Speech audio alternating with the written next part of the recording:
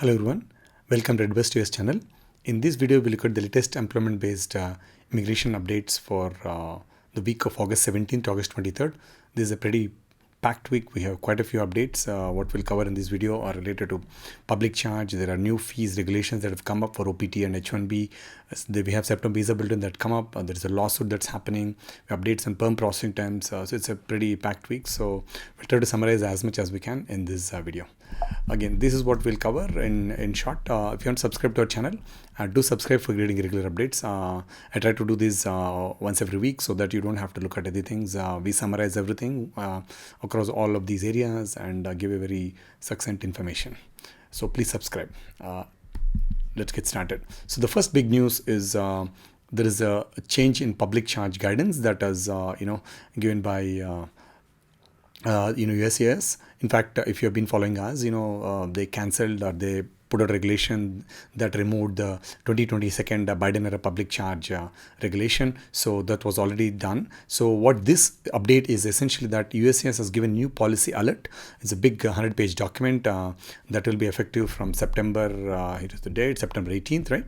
And they basically are rewriting the entire policy manual and putting a much broader, net according to give more discretion to the USCIS officers. So it applies to I-485 applications that are filed or refiled on or after September 18th, and this supersedes 1990 and the original field guidance as well. So very important thing is this is a policy guidance and not a regulation. So there is no comment period. Typically what happens, you have a regulation that comes in, then you submit comments and then they change. So this time they completely change the whole process. So basically this is what it's going to be slightly different. So in short, who are subject to this public charge review? Employment based green card applicants like EB1, EB2, EB3, EB5, all of them, family-based applicants, diversity visa winners, or green card holders who come back after 180 days, right? Who are exempt bar refugees, asylees, VAWA petitioners, U1T, Cuban adjustments. So some of these things, right? So the fundamental things, if you look at them, the 5 statutory factors are unchanged.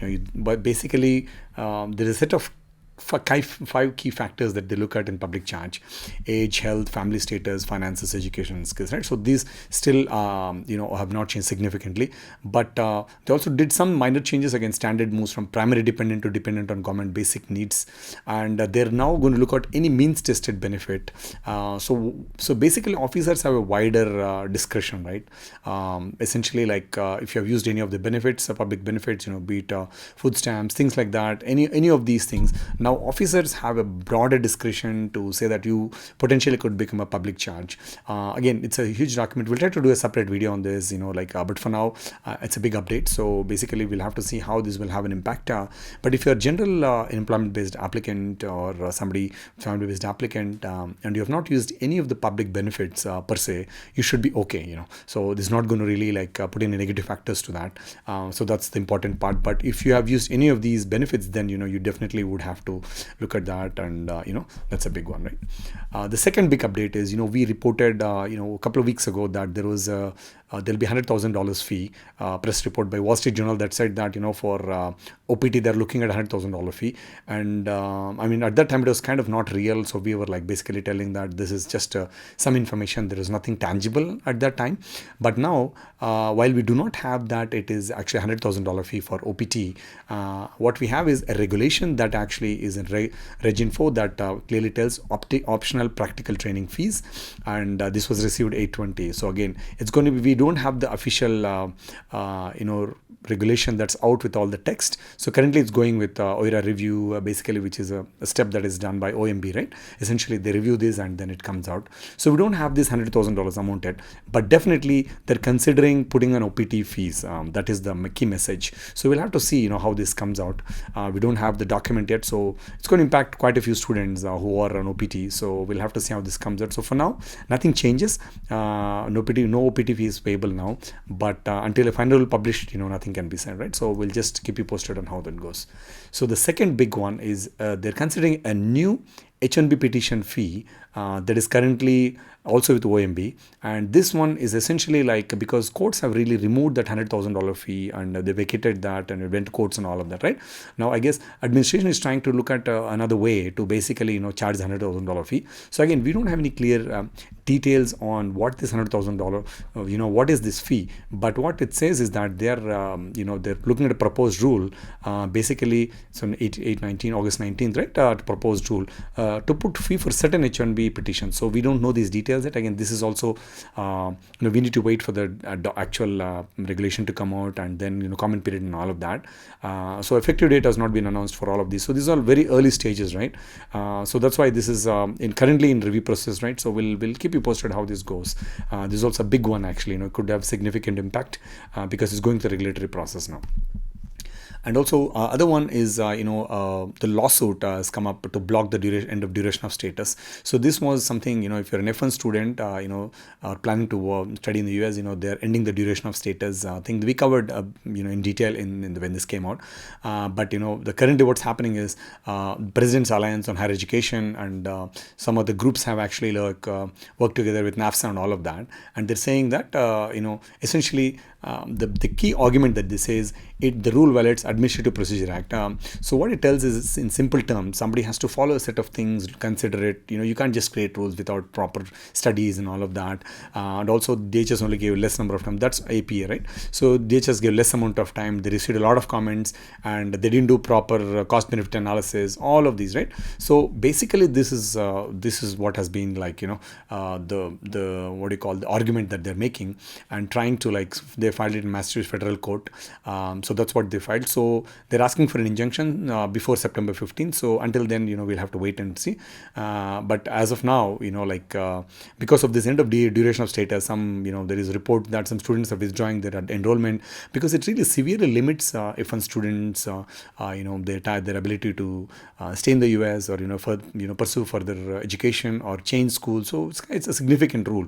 So that's why they're trying to do this to see if they can change that. So we'll have to see how this comes out. But as of now, there is something that's filed. So we'll keep you posted how this goes, right?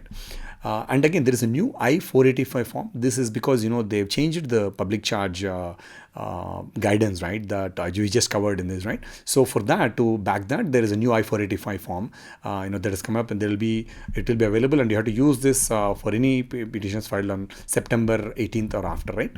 And most changes sit in the Part 9, which is essentially where you need to do some things, right? Essentially declare what are the public benefits you have taken and all of that, right? So it's like a very blanket statement if you look at it. So we're trying to do a separate video on this, right?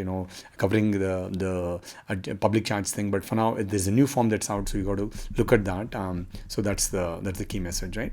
And what we also have is a September Visa Bulletin that has come up. So if you see, the category EB1, there is actually literally no changes in any of them except EB4 for India has moved by advanced 2 months, right? So other than that, there's not much has changed. We're basically stuck at where it is, and in fact, it's unavailable for India, right? This we reported in the past as well. EB5 and reserved also, right? So not much exciting news for for many people who are waiting, right? There's some more updates on this from September Visa Bulletin, right? That they say that EB1 may become unavailable as well because of the high demand, and EB2 may retrogress or become unavailable. Basically, it may retrogress. So these are some things. EB5 also may retrogress, right? Especially that's what they're talking about. And also this, it also talked about, the Visa Bulletin was said, right? The per country, in fact, the worldwide employment limit is set to 186,317. Typically, it's 140. So it was actually whatever on top of 140,000 is actually the spillover from family-based due to various other things, right? So we'll see what will happen, this next year, right? So also the limit is basically 28,862 or to 29,136. So all in all, I think if your date is current in September, go ahead and file. Fresh numbers arrive on October 1st, so the dates are not guaranteed because some things may retrogress based on the entire things. So that's the key takeaway from that, right? On top of that, we also have PERM and PWD Processing Time Updates. So the PERM unlist review, the normal one, is basically set at 372 days. It's technically it's improved. It looks still very, very high, but it's improved from 500 days that we had in January. So it's pretty. cutting down 100 plus days is still improvement, I would say, but this has to, like, again, still not the greatest, right? Audit review, don't have the data. And other things in prevailing wages for AWS is about 3 months, and this is how this is how the overall processing times look. These are all directly coming from a Department of Labor flag website, right? You can check that information as well. There's also a few updates on the expedited visa appointment pilot. This pilot is where you can pay $750 and you can get a faster B1 B2 appointment within 10 business days. So this is something that started with Mexico. Now they've added new consulates, especially the new ones that are added are Canada, Colombia, Guatemala, Costa Rica, Honduras, all of these, right? So these are new posts that they added. But what we are still waiting is India is not part of it yet. And it's only B1, B2, and it does not really speed up adjudication, right? It's all vetting. So it's essentially you're getting just an appointment, and new non-refundable if you miss it. So this is also on top of it. So this is a pilot, so we'll have to see. So still some of the big wait time countries like India, we don't see this yet. So we'll have to see, what comes out in the next, right? So this is the new update on the expedited appointments, right? And what's ongoing this week, there was no bulk slots released for H1B or H4 this week. So $100,000 fee is still blocked. Basically, people have filed it. So we still yet to see approvals. USCIS is still yet to adjudicate some of them where they did not pay $100,000. So there is no real update. Actually, we've been waiting. They're all kind of in limbo. Even though they're premium processing, some of them have not been adjudicated. I have not seen any attorneys say that or any updates in our groups as well. So we're waiting for that. So duration of status rule is set to take effect on September 15th, provided the lawsuit gets some injunction. So that's the part. The 60-day grace period for H1B proposal is also under review, right? So we just have to wait on that. And the DHS 911 fee also is expanded and it's effective from September 9th. So a lot of things happening. So these are some of the things happening. So the key takeaway from this week are September 18 is the hard deadline for two things. One is the public charge standard that's changed. There are new forms that have come up, and also there are the second big thing is they're considering new OPT fee and also H1B fee. These are all proposals that with OMB. So we don't have a real number or a date yet on them. These are all something that they proposed. These are still with OMB. So once we get the regulation text, then we'll know more details. So we'll see. They'll very likely have comment period because these are significant impact rules. So they'll probably go through that, right? And there is also duration of status lawsuit that has come up. The September Visa Bulletin, not much to see except EB4, which moved by two months, and EB2 and EB5 reserved stay unavailable for India. And the labor certification, PERM labor certification improved from to 372 days, which is kind of better than 500 days, right? And the for $750 expedited pilot does not still include India, but they added new post, yeah. So these are the updates, folks, from this week. Thank you for taking the time to watch, and do subscribe for getting regular updates.